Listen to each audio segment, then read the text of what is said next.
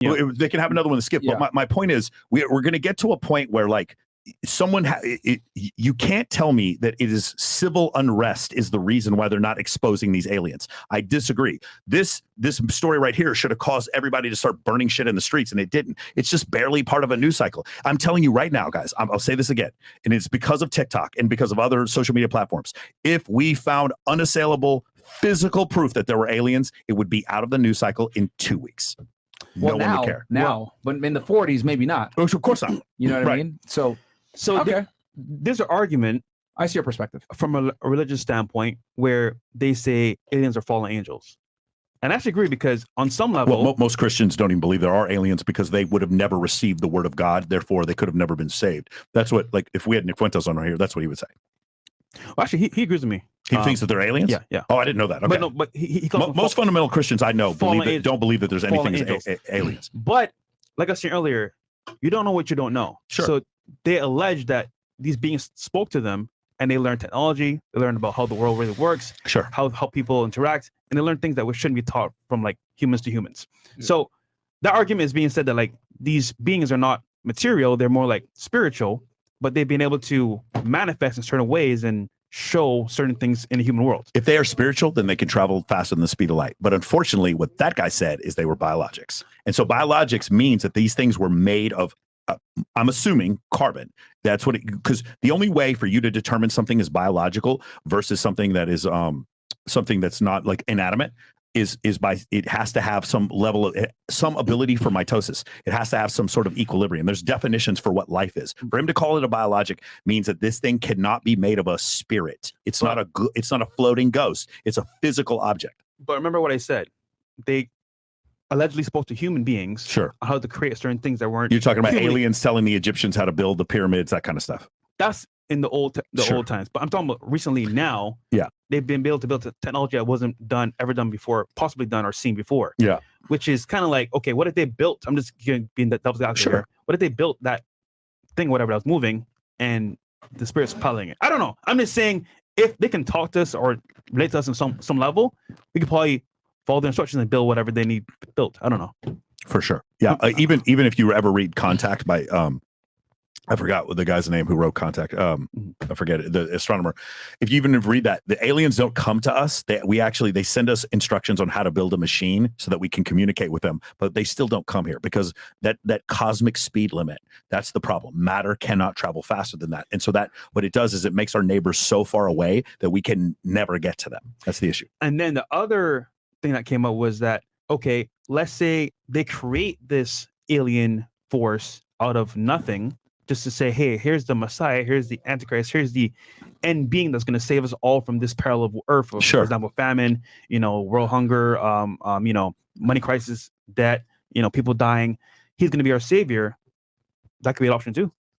If you were to ask me whether or not I think it's more likely that aliens came here from another part of the galaxy or a different galaxy to visit us versus the likelihood of humans engineering their own species and then calling that aliens, I'd take the second option as being more likely. Okay. To be honest with you. But I want to say one more thing.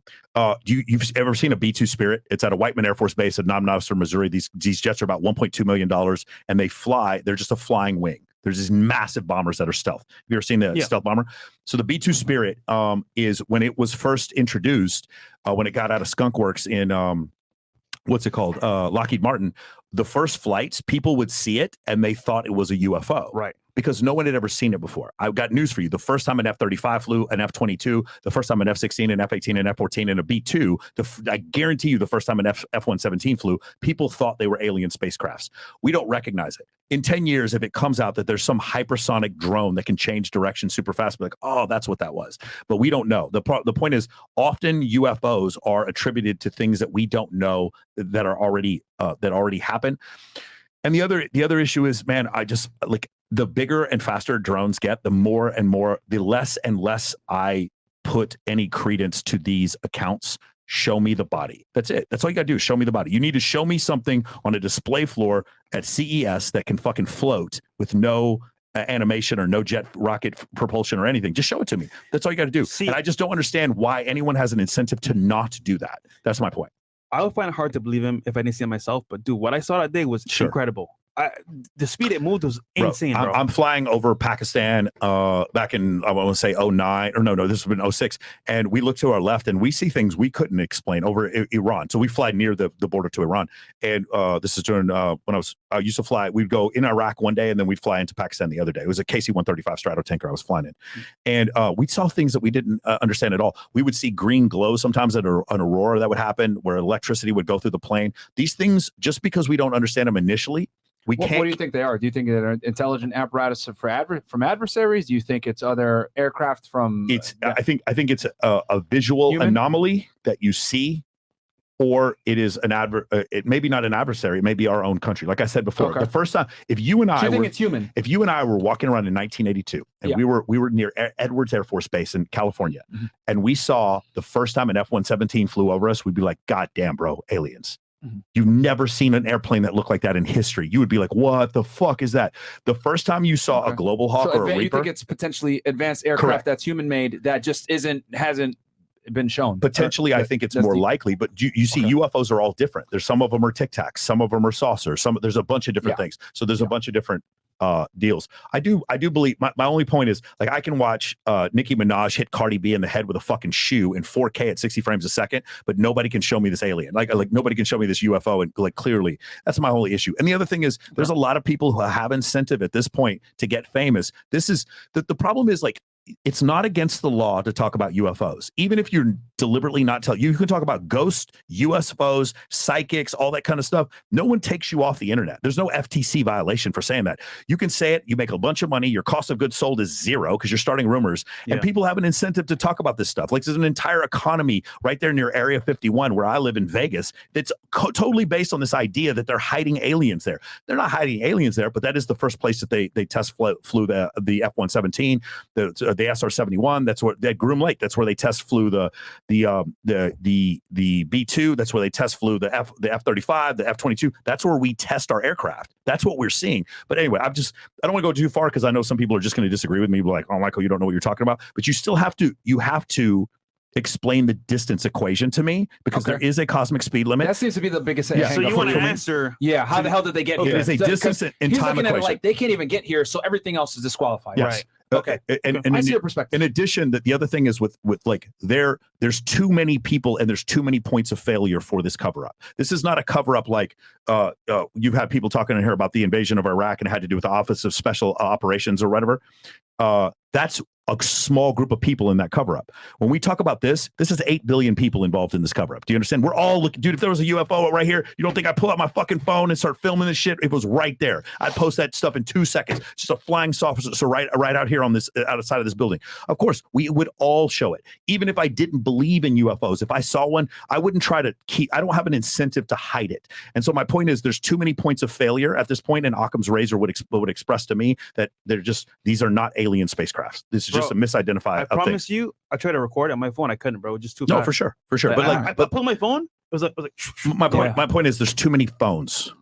You see what I'm saying? Somebody would have caught it at some point. That's my point. Right. Well, no, I mean, valid points, man. I mean, I think it's I see your perspective for sure. Yeah. So no, I mean, here's the thing. I'm gonna try to get Greer on the show. I know he had just done an interview with Vlad, and he talked about a lot of this stuff in his documentary Unacknowledged. He's pretty much the leading UFO person in the world, at least in the United States for sure. He's debriefed 1,000+ people on this stuff. Yeah. He has documents all over the place. He's pretty much the person that the Pentagon goes to when it comes to this stuff. So yeah, I mean, I'm gonna see if anybody in the chat knows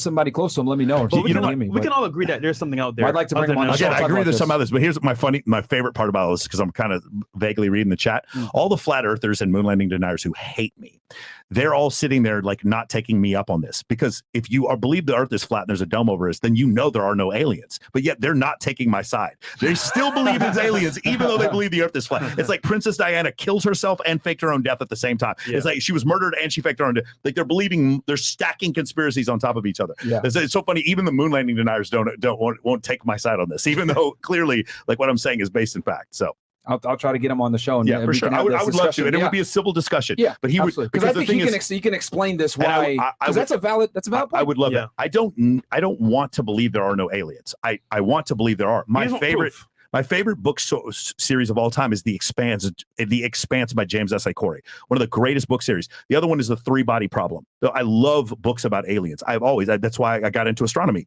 But the thing is, I want to believe there's real. It's just you have to show me proof. I have no bias. No one's paying me to have this opinion. It's just I've done too much study of Newtonian physics, quantum mechanics, and relativity to believe that any way things could get If here. you saw what that guy saw, would you believe it?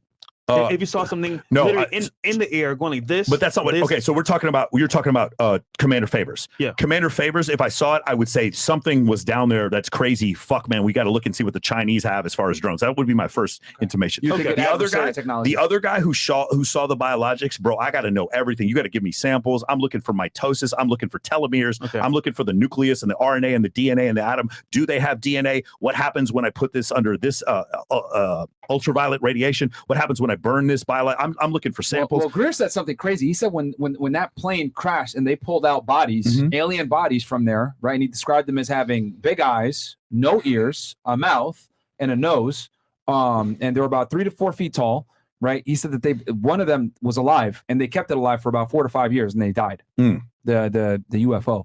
So I mean, I'm going to work to get him on the show for y'all, man. I think it would be a great discussion. I would call he's a leading guy when it comes to this stuff. So none of this offends me. Like I would gladly talk to anybody about this stuff. Yeah.